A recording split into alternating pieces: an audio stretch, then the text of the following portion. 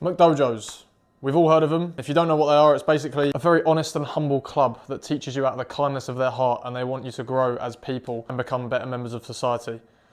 So it's pretty much the opposite of that. Usually they are clubs that are just run solely for the purpose of money, getting rich. And the majority of the time, the quality of sessions and techniques that come out of these dojos are not incredible. So today I'm going to do you all a service. I'm going to give you some tips and ways to see whether you are part of a McDojo. Talking about McDojos, you don't want your kicks to look like you've come from one. You want them to be nice and high and strong and powerful kicks. You can get all three of those things through my flexibility program. Go to the first link in the description of this video and get access to my absolute method on how I improved my own kicks. Okay, so first way to suss out whether you're in a McDojo. This is more specifically for martial arts like karate, judo, taekwondo, arts that have belts. Look around your club. How many black belts do you see? If you've got a club of 30 people and 20 of them are black belts, you're probably in a McDojo. McDojos tend to speed run people through the grade system just in order to get more money from each grading, even though they probably shouldn't have earned each belt they got. However, if you're in a dojo, let's say again with about 30 people, and you've got maybe under 5 black belts or so, then maybe you can be a bit more sure that that's a decent quality dojo. My second point, and this is kind of tying into the first point, observe the gradings of that dojo. Do they ever fail anyone? Or are they just sending everyone through the pass ranks? Oh, that kid forgot his kata pass. Oh, that one just completely refused to spar, but that's okay, we'll send him through anyway. Stuff like that. If you have a genuinely good quality dojo or gym, if you're not good enough, you're gonna fail the grading, which is a good thing because that teaches you to come back stronger for next time. It also gives you a sense of pride and joy when you do pass because you know that there was a possibility that you could have failed. Whereas if you know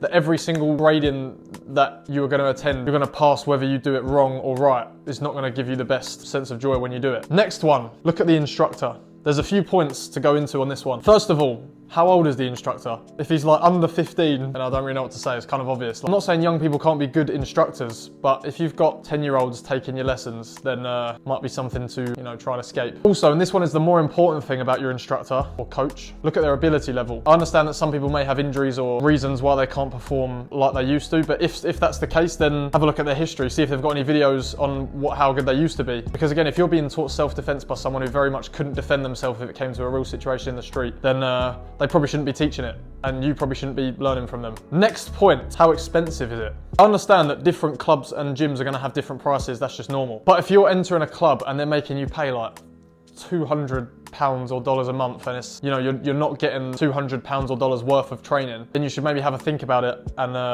look around at other gyms in the area, see what they're charging. Because if majority of the gyms are charging £50 a month, you're overpaying unless you come out there and you're a world champion, which you probably won't be, then I don't think they can really justify charging loads of money for your sessions. This brings me on to my next point actually, the world champions that come out of dojos like this. You'll sometimes see that dojos or gyms will be advertising that 4 world champions have come out of their dojo in the last 3 weeks. It's like, they definitely haven't. Do some research on your specific art and the federations, the official federations. For example, I'll use karate as an example because I know karate quite well. There are loads of different federations, but there's one federation called the WKF that is like the elite competition karate side, and being a world champion of that is like pinnacle, like that is being the world champion, and it's very, very extremely difficult. Whereas there are other federations that may be just as big in terms of members, but the quality of competition karate is nowhere near the standard of the main one. So obviously they're all perfectly fine in their own right, and it gives everyone a chance to go and compete. But when you come out of sort of lower level organizations claiming to be a 5-time world champion, when all you had to beat was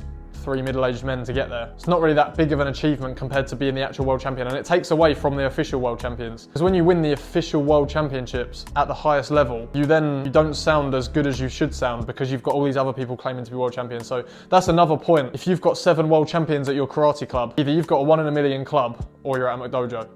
Probably the second one. My last point of today is, do you do sparring at your club? If not, then you may be at McDojo. This one maybe not so much because some people just don't teach it or aren't interested in it, but sometimes you get these martial arts schools where they teach all these techniques and they tell you how effective it would be, but they never let you test it out in a real scenario such as sparring. Maybe because they know their stuff wouldn't work, or maybe because they just aren't experienced enough to teach you sparring, either of which are very big signs that you're in a McDojo. So again, just have a look around at the environment, see what's going on, see who's passing, who's failing their gradings, if anyone's failing their gradings. How many world champions have you got at your club? Do you do sparring? Like there are a few things you can look out for. And that is going to be it for today. I hope you have found it useful, and I hope you can escape any McDojos that you are in. Check out my flexibility program, first link in the description of this video if you are interested, and I will see you in the next video.